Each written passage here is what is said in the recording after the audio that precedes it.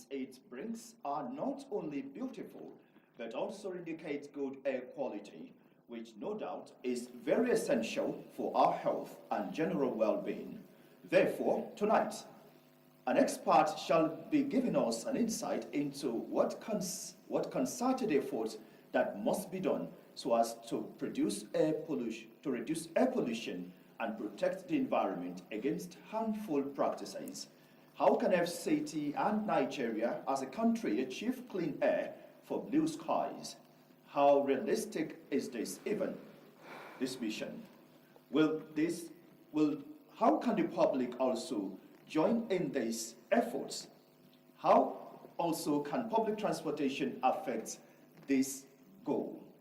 This and many more will come your way on the program. I am Abdullah Hajia. Do stay with us.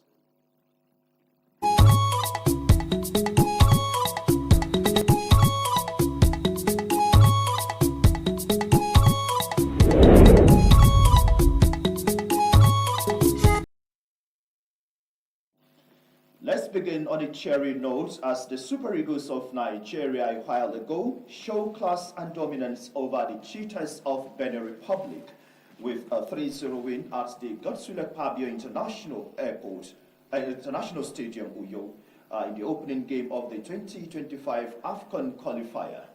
Goals from Ademola Lukman and Victor Osimhen were enough to give the Eagles a comfortable start into the AFCON 2025 qualifiers.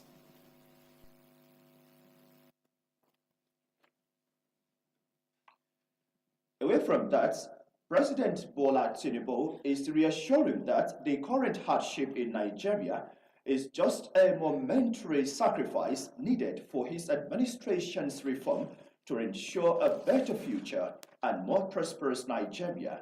The president addressed the prevailing social and economic situation in Nigeria during his meeting with executives of the Nigerians in Diaspora Organization, NIDO, in China. State House correspondent Musbau Danuhab reports. Time with Nigeria's ambassadors in China. These representatives, with ranging durations of stay here and with experiences in different fields. But then, they had concerns on due recognition in China, government support for small and medium-scale businesses in Nigeria, as well as the renewal of a currency swap policy to ease international transactions. The relevant ministers addressed the issues raised. It has been a very good trip.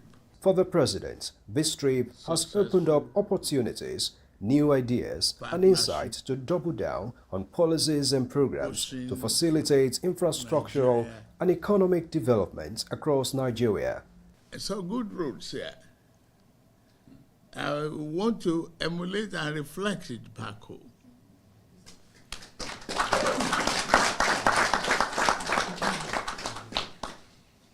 I want our children to be in good schools, not in tattered huts.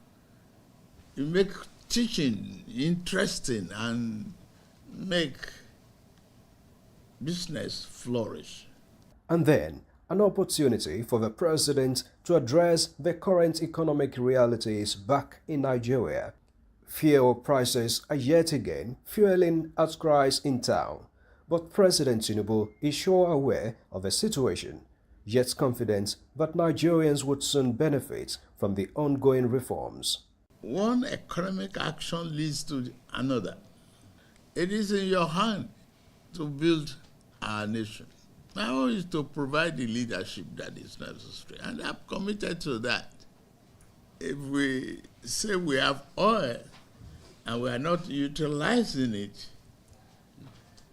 for economic prosperity of our people, to develop, to diversify the economy, to build highways, who will do it and when?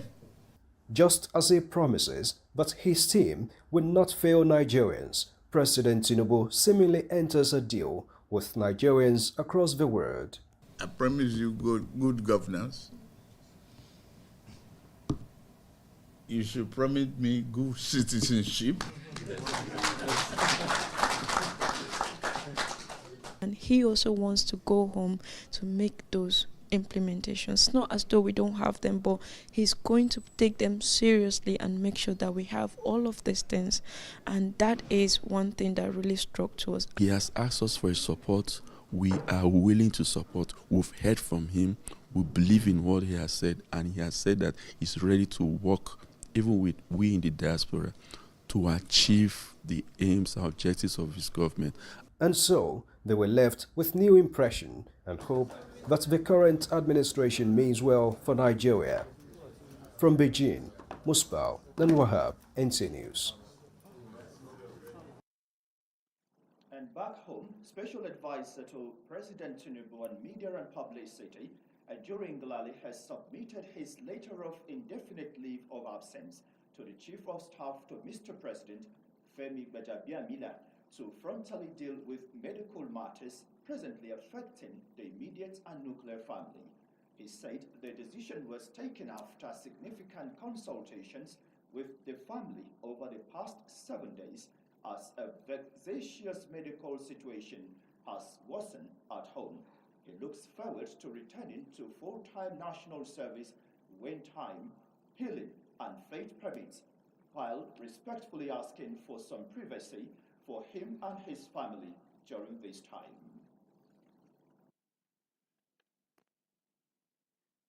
Now, the zonal coordinators of the National Association of Nigerian Students, NANS, are appealing to Nigerians to give the Tinubu administration more time for some of its policies to yield results. This is coming on the heels of divergent reactions being expressed as a result of recent hike in petrol pump price in the country. Yours sincerely reports that the student body stated this during a media briefing. Solidarity forever. With 5 out of 6 NANS zonal coordinators in attendance, the students' body leadership says growth and development come with their attendant prices of sacrifice, which citizens should offer. Sympathizing with the students' population over the current socio-economic challenges, NANS, while dissociating itself from any planned protest, says it will continue to engage with the government through dialogue on ways to cushion the effects of the petrol pump price increment. The Forum of Zonal Coordinators representing the student structure across the 6 geopolitical zones, we want to inform the general public that NANS has not called for any protest or demonstration, and we urge the public to disregard any call for protest made by non-student who has ulterior motives. Please note that NANS is committed to peaceful and constructive engagement, and we will not be party of any activity that may compromise the safety and well-being of our members and general public. The student group in its resolve maintains that the current administration needs more citizen support to actualize the renewed hope agenda it promised Nigerians. That the entire student body shares the economic restructuring and re-engineering policies being implemented by His Excellency President Bola Ahmed Tinubu to put Nigeria on a sound footing and redirect us to the speedy path of economic renaissance. That our recourse to dialogue was in national interest and learning from the wanton destruction of national assets that greeted the recent and bad governance nationwide protest that was heavily hijacked by political talks and money bags with envious partisan interests. Sequel to the foregoing, we plead with the entire student population to await our civil and democratic actions on this price hike and be rest assured that President Bola Ahmed Tinubu, as a sympathetic father, will listen to our agitation on this matter and the needful will be done. In Abuja, Abdullah Hajia, NTA News. Air pollution is a global crisis that requires a global response. As the world comes together to mark International Day of Clean Air for Blue Skies, experts appeal that more needs to be done to address the scale and complexity of the problem. Sandra Kemi tells us more in this report. According to the World Health Organization, WHO, Air pollution is responsible for an estimated 7 million premature deaths worldwide each year, making it one of the leading causes of mortality globally. Thus, the United Nations has set aside September 7th every year as the International Day of Clean Air for Blue Skies to create awareness on the importance of reducing air pollution to protect human health and the environment. In a bid to tackle this growing concern, experts say governments, organizations, and individuals should create initiatives to promote clean air and reduce emissions. If you observe as you drive along, on every single day I see people tossing waste out of their window. And then we advise residents also to report immediately when they have issues. Either your waste is not removed in time, or your neighbor does not have proper waste bin, or is making so much noise, because we also have a department here responsible for control of noise. We must come up with lots of interventions. The aspect of tree planting is very, very important. When we are talking about climate change programming, for us to limit the effect of climate change on our society, we should imbibe the spirit of planting more trees. They say if you cut down one tree, you should replace it with four trees. But our people are not doing like that. We keep cutting down trees for firewood, for different purposes, but we are not replacing them. This year's theme is Invest in Clean Air Now.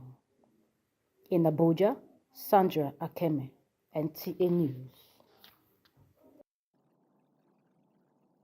Thank you, Sandra, for putting those experts together to talk to us. And at this juncture, I'm being joined by the Health and Care Officer, Nigerian Red Cross Society National Headquarters, Chinwenwa Kama, to also add to what we just saw in the report. Welcome to Saturday Discourse.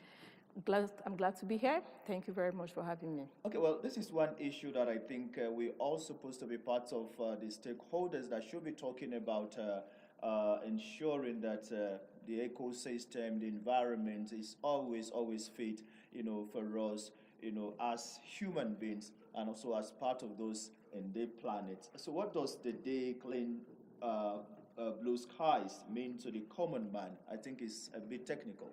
Yes, actually, it's a bit technical, but based on the theme, which says invest in clean air now, it's very important for us to know that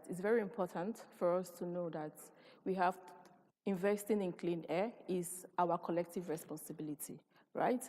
And air pollution is one of the major causes out there. So it's very important that we safeguard the air and all of that. So if we take it further, how do we safeguard the air now? Through what effort? What effort should we be doing? Okay, by ensuring that we reduce the felling of trees, and also by reducing the use of damaged cars, and also by limiting the emission of gases in industries. So now I know organizations like the Red Cross and all the relevant stakeholders are always putting effort together. So how can we mobilize the local community to be able to to be part of this advocacy or campaign? Yes, it's very important. Involving the grassroots is usually very important when we have activities like this, and we can do this by making sure that environmental topics are being included in our school curriculums, and also making sure that we have adequate awareness in our social media handles, and also during community engagements, and also during community campaigns. Well, this message, I think, is good for all. So if we take this campaign to communities, how do we also try to get probably a larger population to buy into this campaign, not leaving out the age groups now, the younger ones, the middle age, and probably the senior citizens, since the activities of all of us contribute negatively or positively to the ecosystem. Yes, exactly. Having clean air is our collective responsibilities, and we must ensure that we involve everybody despite their age group. And we can do that by, like I said earlier, including environmental topics in our school curriculum, right in our school curriculum, and making sure that we create appropriate environmental awareness on our social media handles and also in during community meetings. I know back then in school we used to have this environment club, or there's a name they call it, where such things are being promoted. I don't know if we still have them today. So apart from having in our curriculum, I think we also need to promote, probably groups in schools, whether in secondary schools and tertiary institutions, to be able to support what organizations like, yours is doing. I don't know if you want to add to that. Yeah, sure, of course. I think you've said it basically. Okay, well, let's go to our next question, which has to do, what do you think could be the impact of probably not keying into such advocacy or campaign of clean air? Yes, exactly. Air pollution is one of the major causes of environmental health risk, and this could lead to cardiovascular diseases and respiratory infection. Okay, well, I know the Red Cross is always doing so much beyond just probably accident scenes or emergency, scenes. So how can we further, promote this advocacy? I know you've been doing a lot. How can we up the ante of stage down there? So, of course, we can get more people engaged by making sure that we integrate it in all of our activities. Like in Red Cross, we have lots of activities that we implement at the community level, right? And we have activities such as the community health, we have activities such as the reproductive health, and we have activities such as the emergency health. So we can inculcate all of these environmental topics into all of our basic health activities. Now, you will agree with me that if you go to local communities or probably among low-income earners, felling of trees has become a business for some people to be able to get charcoal. And like one of our respondents said in the report we watched earlier, we fell trees, we don't replace them. So are you sure we can end this, tradition of felling trees for charcoal purposes or for industrial use? Yes, we can, but we just have to take a step at a time. But everyone out there needs to understand that felling of trees could lead to us having acid rains, and which can actually affect our agricultural and animal health, and also affect our socioeconomic activities, which is very detrimental to each and every one of us, especially to our health. I must thank you very much, Chinwe Wakama, the Health and Care Officer, Nigerian Red Cross Society National Headquarters, for coming on Saturday Discourse to share your thoughts and also educating our viewer on some of the issues we need to know concerning clean air, blue skies. Thank you very much for coming. Thank you very much. It's my pleasure. All right, you're still watching Saturday Discourse from the Unity Station NT Channel 5 Abuja. We'll go on a short break, and when we return, the program continues. Do stay with us. Relive your delightful moments via a telecast. Tell the world what gave you your happiness or pains, and for the how, where, and why. Share your joys of coronation, chieftaincy orders, engagement parties, traditional wedding ceremonies, weddings fatiha, nikah, naming ceremony, church programs, housewarming, inaugurations, award nights, school and social events, or moments of grief like burial ceremonies with many others. Don't let your events pass and your story not be told on Memories every Saturday, 7:30 p.m. on this station. Memories, making your events memorable.